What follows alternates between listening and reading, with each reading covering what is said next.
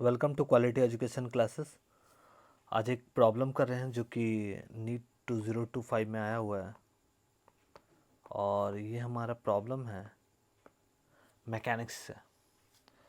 तो इसमें given information है क्या, एक इंक्लाइन प्लेन है जो कि 45 डिग्री के एंगल पर है, एक दूसरा इंक्लाइन प्लेन है जो कि सेम 45 डिग्री के एंगल पर है। बस फ़र्क इतना है कि ये वाला इंक्लाइन प्लेन स्मूथ है और दूसरा इंक्लाइन प्लेन जो है वो रफ है। ठीक है,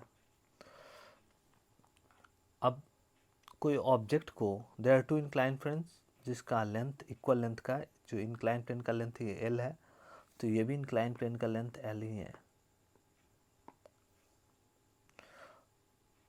there are two incline planes equal length same angle inclination दे रखा है। One of them is rough and other is perfectly smooth. A given body takes 2 times as much as time to slide down on rough surface. मान लीजिए यहाँ पर कोई एक body है, दूसरा है यहाँ पर, तो ये हमारे स्मूथ सरफेस पर जो समय लग रहा है और जब रफ सरफेस पर जो समय लग रहा है, तो रफ सरफेस पर जो समय लग रहा है वो स्मूथ सरफेस का ट्वाइस है।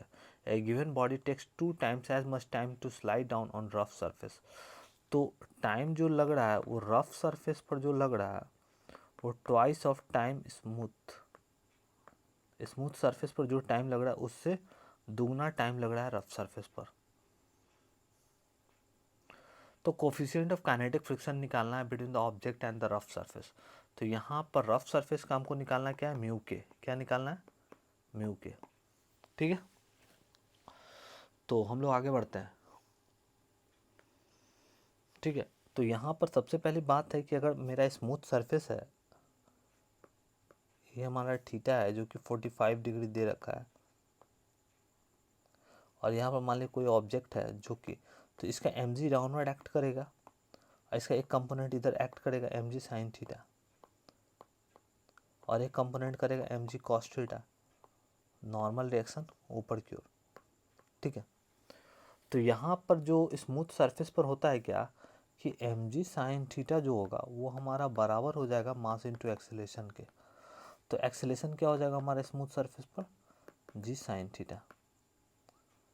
सेम काम अगर मैं रफ सरफेस पर बात करूँ, तो रफ सरफेस पर जब बॉडी ऊपर से नीचे की ओर आएगी, तो एम जी, ये वर्टिकल डाउनवर्ड, यहाँ से इसका एक component m g sine theta, ये थीटा बाद में मैं पुट करूँगा, और काइनेटिक फ्रिक्शन जो होगा म्यू के इंटू एन, तो यहाँ से ये हमारा एम जी कॉस थीटा और ये हमारा नॉर्मल रिएक्शन। तो यहाँ पर नॉर्मल रिएक्शन क्या हो गया, एम जी कॉस थीटा, तो फ्रिक्शन जो फोर्स लगेगा म्यू के इंटू एन, तो म्यू के इंटू एन, तो mu k into N m जी कॉस थीटा। तो अगर मैं न्यूटन सेकंड लॉ, जब बॉडी मूव करती है तो मान लीजिए ए डैश एक्सेलेरेशन से मूव कर रही है यहाँ पर, तो यहाँ पर हम लोग क्या लिख सकते हैं equation, m g sine theta minus mu k m ji cos theta equal to mass into acceleration. Mass mass cut गया तो एक्सेलेरेशन ए डैश, तो ए डैश का वैल्यू क्या आ गया, जी साइन थीटा माइनस म्यू के जी कॉस थीटा। यहाँ पर मैंने ये रफ सरफेस के लिए मैंने एक्सेलेरेशन का एक्सप्रेशन निकाला है, और यहाँ पर जो एक्सेलेरेशन जो निकाला है ये स्मूथ सरफेस का निकाला हूँ। ठीक है, अब एक चीज़ और है कि हम लोग जानते क्या है कि टाइम जो लगेगा इस ऑब्जेक्ट को यहाँ से यहाँ आने में, ठीक है, तो टाइम जो होगा, तो हम लोग जानते हैं कि S equal to u t plus half a t square. तो इनिशियल वेलोसिटी जो होगा वो जीरो होगा, जस्ट लीव किया गया है। तो time equal to 2s upon a का अंडर रूट, ये हमको टाइम लगेगा वहाँ से नीचे आने पर। एस हमारा डिस्प्लेसमेंट है जो कि एल है, तो टाइम जो है इन्वर्सली प्रोपोर्शनल टू एक्सेलेरेशन हो गया। ये इंपॉर्टेंट आपको रिलेशन ध्यान में रखना है, इसी का यूज़ करूँगा मैं। अभी मैं टी स्मूथ की मैं बात करूँ upon t rough equal to क्या लिख सकता हूँ, तो 1/√a अपॉन 1/√a डैश। ठीक है, क्योंकि टाइम जो इन्वर्सली प्रोपोर्शनल टू एक्सेलेरेशन है, तो मैंने अगर कोई कांस्टेंट के लिए के लूँगा तो के तो कांस्टेंट कट जाएगा, तो ऊपर क्या हो जाएगा √a डैश अपॉन √a। तो इसको मैं ऐसे भी लिख सकता हूँ, time smooth upon time rough का रेशियो क्या है, तो time rough equal to 2 times time smooth. तो time smooth upon time rough जो हो जाएगा वो 1/2 हो जाएगा, तो 1/2 equal to time smooth upon time rough. तो इसको वहाँ पुट कर दूंगा, 1/2 equal to √a dash upon √a। तो 1/2 a डैश का वैल्यू कितना है हमारा, a डैश का वैल्यू है g sign theta minus mu के g कॉस थीटा अपॉन ये क्या है √g साइन थीटा। तो स्क्वायरिंग ऑन बोथ साइड कर देता हूँ, स्क्वायरिंग ऑन बोथ साइड। तो स्क्वायरिंग ऑन बोथ साइड कर दूंगा तो कितना हो जाएगा 1/4 इक्वल टू कितना हो जाएगा g sign theta minus mu के g cos theta upon g sine theta. एक चीज़ मैं पूछना चाहता हूँ आपसे कि चूंकि थीटा हमारा 45 डिग्री एंगल है, तो थीटा 45 डिग्री है तो साइन 45 बराबर कॉस 45 सेम ही वैल्यू होगा,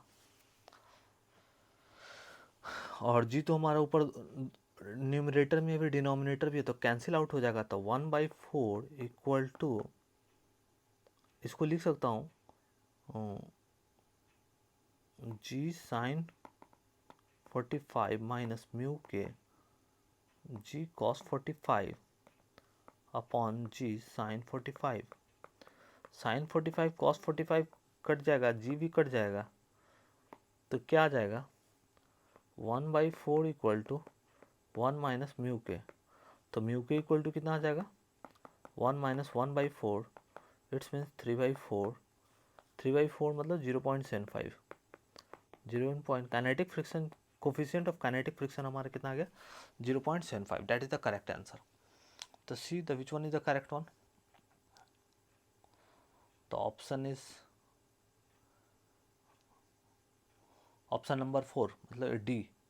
ठीक है, तो फिर से मैं इसको री एक्सप्लेन कर देता हूँ। यहाँ पर दो इंक्लाइन प्लेन है जो कि सेम एंगल ऑफ इंक्लिनेशन है और सेम लेंथ ऑफ इंक्लिनेशन है, तो 45 डिग्री 45। एक जो इंक्लाइन प्लेन है वो स्मूथ है, दूसरा रफ है। एक ऑब्जेक्ट को ऊपर से लीव किया गया है, उसके बाद रफ सरफेस पर जो टाइम लग रहा है वो स्मूथ सरफेस से डबल लग रहा है।